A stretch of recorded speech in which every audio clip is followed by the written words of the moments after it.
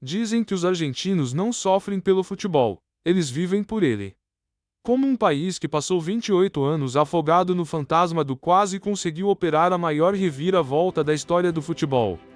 Para entender o que aconteceu no Catar em 2022, é preciso entender uma obsessão que levou mais de um século para ser moldada.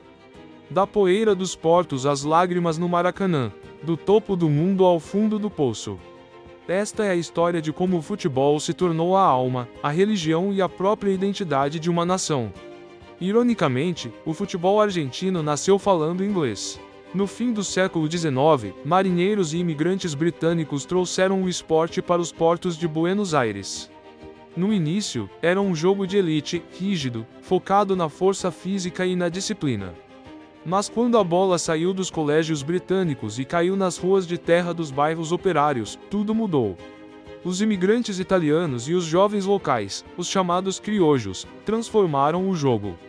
Sem espaço e sem chuteiras, eles criaram o estilo potreiro, o drible curto, a malandragem, a finta rápida e a paixão visceral.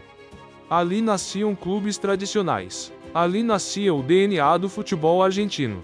A consagração internacional demorou, mas veio com um peso avassalador. A conquista da primeira Copa, jogando em casa em uma época sombria, o país encontrou nos gols de Mário Kempes uma libertação coletiva. Mas a verdadeira essência argentina ganhou forma humana 8 anos depois. Em 1986, Diego Armando Maradona personificou o auge da identidade do país. O futebol de Maradona era a pura rebeldia do potreiro transformada em arte. Um misto de insolência, improvisação e uma liderança capaz de carregar a nação inteira nas costas. No jogo contra a Inglaterra, ele usou dessa malandragem no gol com a mão de Deus e a genialidade pura no gol do século. A Argentina era bicampeã e o futebol havia se tornado uma religião oficial. Mas o futebol cobra um preço caro pela idolatria. Após os anos 90, que contava com nomes marcantes como o artilheiro Gabriel Batistuta e o meia Diego Simeone, a Argentina entrou em seu período mais sombrio, um jejum de 28 anos sem títulos com a seleção principal.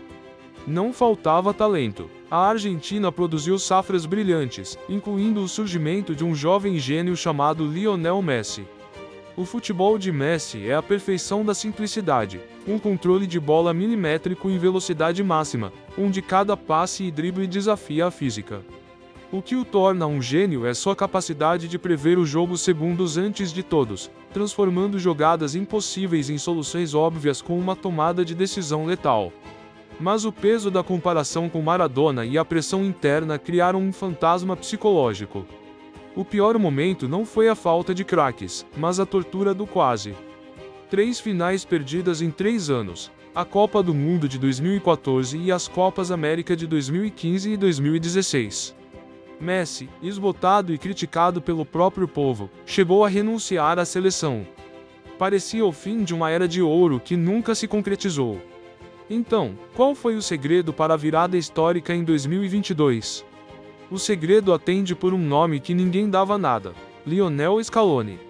Um técnico interino, sem experiência prévia em clubes, que foi ridicularizado pela imprensa.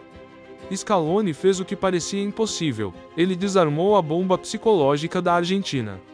O segredo do trio foi dividido em 3 pilares. Primeiro, a escaloneta e o coletivo. Ele montou um time operário, jovem e taticamente flexível, que corria por Messi, e não apenas esperava que Messi resolvesse sozinho. Segundo, a blindagem emocional. A conquista da Copa América de 2021 tirou o peso de 28 anos das costas do elenco. Eles reaprenderam a vencer. E terceiro, a mística de um grupo unido. A longevidade de um dos seus maiores gênios junto a personagens como o goleiro Dibu Martínez trouxeram de volta a catimba, a malícia do futebol de rua argentino. Na final mais dramática da história contra a França, a Argentina não venceu apenas pelo talento, venceu porque recuperou a resiliência de sua origem. Ao erguer a taça no Catar, Messi não apenas completou o futebol, ele reconciliou a Argentina. O país que aprendeu a jogar com os ingleses, que colocou alegria nas favelas e que sofreu por décadas na trave, finalmente pôde costurar a terceira estrela no peito. Agora o desafio é ainda maior. Com uma nova geração surgindo e o peso de defender a coroa, fica a pergunta: A Argentina tem o que é preciso para manter essa mentalidade e repetir o feito. Se você gostou desse vídeo, curta e se inscreva no canal para mais conteúdos como esse.